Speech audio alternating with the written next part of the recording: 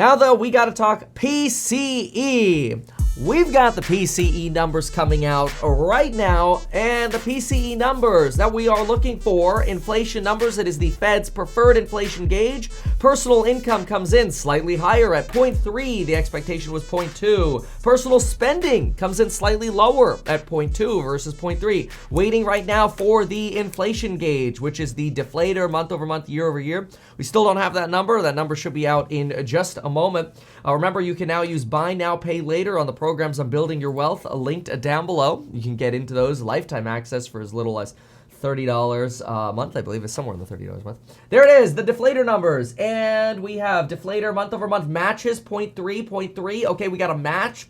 Deflator year over year comes in a little lower. Let's go. 5.0 versus 5.1 expected, 5.4 prior. Excellent, excellent. Oh, we got a revision down on the prior as well. And we got a revision down on the prior month over month deflator from 0.6 to 0.5. This is fantastic. Good news, good news. We've got PCE core deflator month over month. Yes, we got a miss.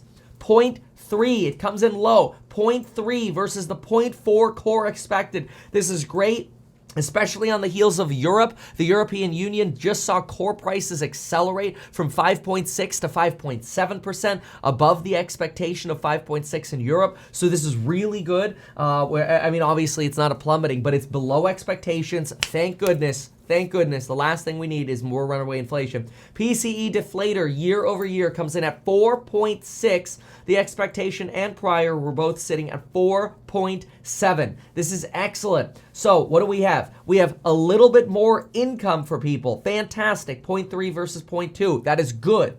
People, however, are saving a little bit more. Personal spending comes in at 0.2 versus 0.3. Real personal spending, negative 0.1. You have that deflator month over month matching expectations for your headline. Your headline year over year coming in 1/10 below at 5%. We're almost in that 4% range. Let's go. And you got a prior revision down again of that headline number to 5.3 from 5.4, which is great.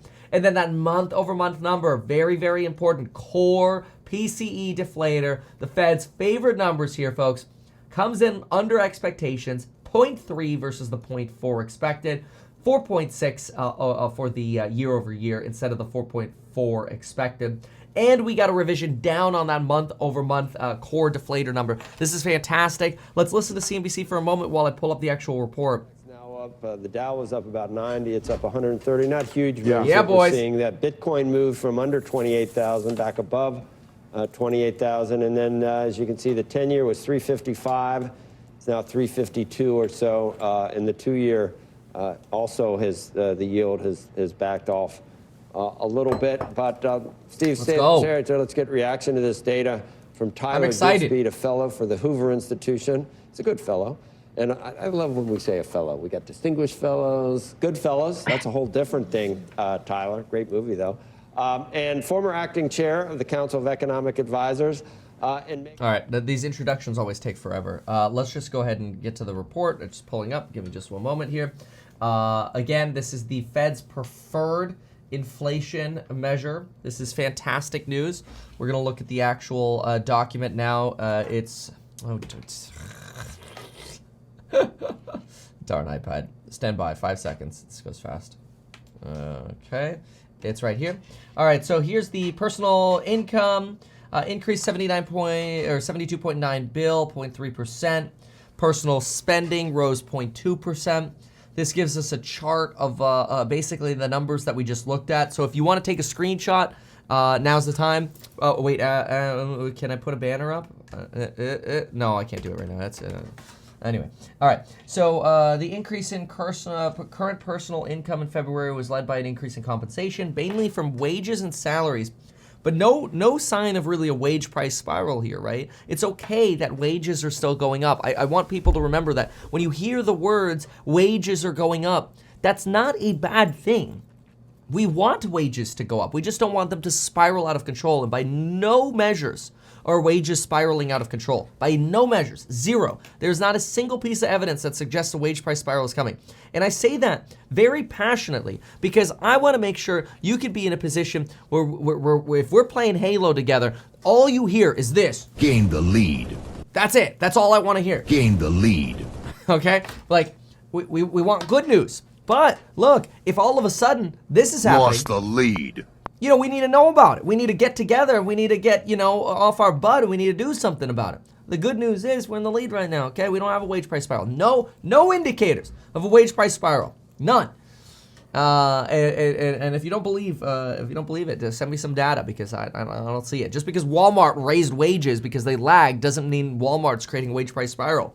What it means is Walmart's going to suck over the next year, in my opinion. Personal outlays increased. Okay, prices. Let's see if we can get some price detail here. Let's go into the charts. All right, related materials. So let's get the full release with the tables. I want all of the tables, please. That way I could look at the pieces inside of the report and see. By the way, heart goes out to that journalist in Russia who was just arrested from the Wall Street Journal. Did you know that his last piece that he wrote was basically a hit piece on the Russian economy, talking about how not only has the ruble fallen like 20%, but they're basically running out of cash in Russia and their economy is about to collapse? Like, it doesn't surprise me that he posted that from Moscow and he was basically immediately arrested. Don't y'all remember when they started the war in Ukraine? They're like, if anybody talks crap about us, we're gonna arrest you. Like, they gave a fair heads up, I feel. And it's still terrible. Like, there's no way I think this guy from the Wall Street Journal should have been arrested. But yeah, that was ballsy, man. That's some straight up balls right there. Wow. And now this is what they're doing to him in jail. Brainwashing. All right, so what do we got? Seasonally adjusted rates. Give me percentages. These numbers are ridiculous. Here we go. This is what I want. All right, so February, 0.3% increase in wages, supplements to wages. That's over here on the right side. You can see this. That's all 0.3%. That's good. Proprietor's income. Okay, whatever. What do we have over here? Oh, that's going to piss off some people. Rental income of persons with capital consumption adjustment. 1.4%. That's a pretty dang big move here under the rental income segment. Now, what's fascinating about this is we widely expect that the real estate price slowdowns are still to be seen in both PCE, which real estate makes up about 25% of PCE, and about 34% of CPI. We widely still expect that to come plummeting down. It was just yesterday that, maybe it was the day before yesterday, but Neil Kashkari comes out and says, the rent deflation is coming. Rents are going down. So it's coming, which is good. All right, so personal income on receipts on assets, 0.2, fine. Personal current transfer receipts, 0.5, whatever. Personal consumption expenditures, there's really no good data here. Like, give me like the full chart, the full breakdowns. This gives us some more headlines. Okay, let me try to get some other supplemental charts. These charts are done a little bit differently from CPI. So they don't as easily give us all of the various different components. Here we go. What is this? Seasonally adjusted quarterly rates. No, okay, let me listen to CBC for a second while I figure this out. I would not break out champagne bottles, as you know, economists are wont to do quite often, Joe. But I would say, you know, maybe we can think that things are headed in the right direction again, which is what you would think would happen after these very strong interest rate increases by the Fed. And the question becomes, what does this say about how far the Fed has to go? When you have a good number, maybe you can think something less is needed. Pile on top of that what Tyler and both Megan were talking about, which is what's going to happen to the credit channel. And maybe inflation is looking a little more optimistic this morning than it was at 8:29. All right, more. You thinking? I got it. I got what I was looking for. Right here. This is what I was looking for. Services. Okay. This is really important. So services, seasonally adjusted monthly rate for February services, 0.2%. Thank God. Look at that. Look at the last months, folks. Thank frickin' God. Look at the last months. Okay. Look at this. Look at this. January, 1.2% for PCE services. December, 0.6%. November, 0.4%. October, 0.5%. And remember, if you multiply these by 12, you can see how hellish this is. That's 6% inflation. That's 4.8%. That's 7.2%. That's like a lot. I can't even do the math on that. That's 12 plus 2 times 1.2, 2.2, that's like 14.4% or something like that. That's crazy. Those are some crazy inflation rates, right, on services right here. That's exactly where we do not want to see services, on the seasonally adjusted monthly rates. But look at what we have right here, boys and girls, 2.4%. That right there calls for a celebration and a mention that you should get 12 free stocks using Webull by going to metkevin.com/Webull and by getting life insurance in as little as 5 minutes by going to metkevin.com/life. That's actually probably the best line out of this entire report right here. This is fantastic. That's very, very good. So I like to see that. So really nice move there on services. Okay, personal income disposition. Let's see. Then you got expenditures. Yeah, these are goods expenditures. So goods expenditures actually came in at 0. So we've had goods deflation before. See this over here? There in November, December is your goods deflation.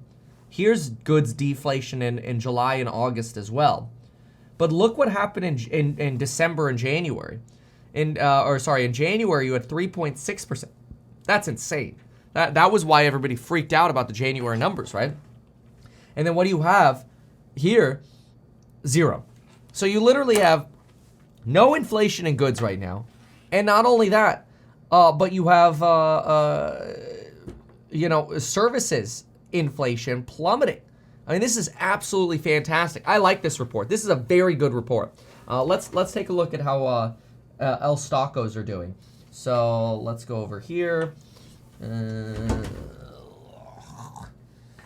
Let's see here. Okay, so we got the QQQ is up about 0.25%. I'm actually surprised it's not up more than that. Because these are some pretty good numbers. I mean, you did get a pop-off, so let's go ahead and show you. Stand by. Push that button. And then see, because it's green, what do? Gain the lead. Yeah. Tesla is up at up about 0.75%. GameStop Lost the lead. they're a little negative here. Anything moving largely? Let's see any big moves here. DWAC is still up about 9%. Yeah, that's, with the Trump indictment yesterday, we expect a lot of users to kind of track Trump on Truth Social.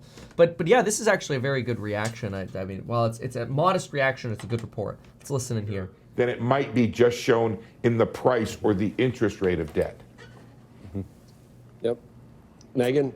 I would say if you look at the senior loan officer surveys, they suggest that actually lending standards have tightened already by the end of January, pretty massively up to where we've been at peaks in previous recessions. So there is a question about how much more they really can or will tighten. And if you look at why the banks in the U.S. got into trouble, it's not really because of their... Yeah, I mean, she's basically saying, and I've heard this argument quite a bit over the last few weeks, but basically saying, look, the banking tightening has already happened. Like, there's not going to be much more. And so I think the way to put this is very simply, this is a fantastic PCE report. It should make you very excited about transitory inflation potentially actually becoming true. Now, we don't want to get blindly drunk over this, right, and expect that that's it. The problem's over. The Fed is going to have to keep telling us that rates are going to stay high to psychologically convince markets that, crap, the Fed's going to keep the foot on our neck and they're going to drown us in the mud of a recession. But that's exactly the kind of pressure that they need to keep on us to keep getting reports like this. Because that January report, which I think I said 17,000 times, the January reports were a horrible month of seasonal adjustment, bad news. But this report, this Fed report, helps us show that that was just a nonsensical January seasonal adjustment report with a big pull forward into January. Now, actually, something we talked about with course members yesterday, we went deep into some thoughts on Google yesterday, but we actually noticed a little bit of an advertising hiccup, details in the course member live stream from yesterday. But we noticed an advertising hiccup in March thanks to the banking crisis, and that could end up leading to some misses on revenues for some ad companies, thanks to some changes in spending we were seeing in about mid-March. So interesting. but that also has implications for some of the retail companies, which we think potentially did extremely well because of the inclusion of January. I challenge you to do this. This is another thing we were talking about. We did a fundamental analysis on Lululemon. I challenge you to do this. Look at when Lululemon's calendar for the fourth quarter ends. In other words, why did they do so well on their last report? Look at what the last month is of the last quarter that they reported. And you should go, I see what they did here. Not to cast too much shade, but it is very interesting, very convenient. So with that said, that gives us an update on the inflationary numbers. This is the Fed's preferred inflation gauge, and they're good. This is fantastic. No goods inflation, soft services inflation, and numbers that came in below expectations. These are great. These should motivate you to think about building your wealth in this Nike swoosh recovery by using the services linked down below, whether it's buy now, pay later, or pay in full to get the courses on building your wealth. Check those out, as well as my real estate startup, househack.com. Thanks so much.